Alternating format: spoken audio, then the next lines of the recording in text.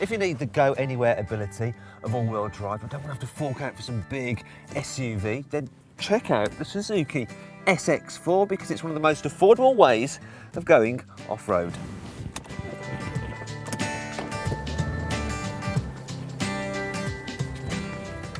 The jacked-up suspension means you've got fairly decent ground clearance for getting over ridges such as this, and I've got intelligent all-wheel drive. Now what that does is send power to the back wheels when the front start to slip, but I can even put it into four-wheel drive lock, so it's always permanent four-wheel drive, and that's really good for getting over really slippy stuff. And yeah, this hill is actually quite slippy, but look at that, we got there, no problem at all.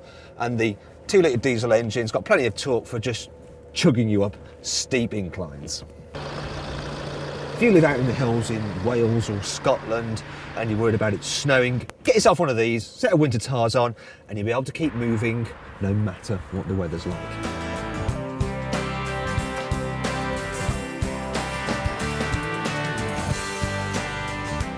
All right, there we are. We're coming back onto the normal road now, and I can put the car into two-wheel drive mode now to save fuel.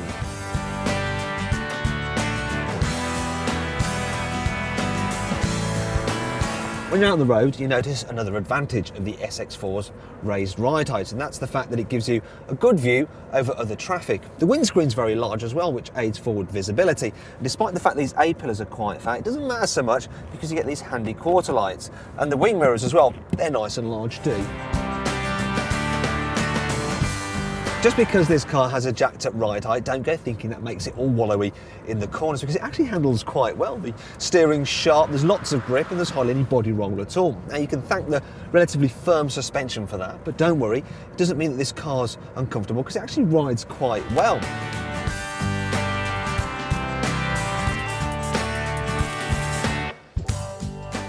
Another good thing about the SX4 is that despite its low price, it's actually pretty well equipped. For instance, all cars get stereo controls on the steering wheel, air conditioning and remote central locking, which is handy.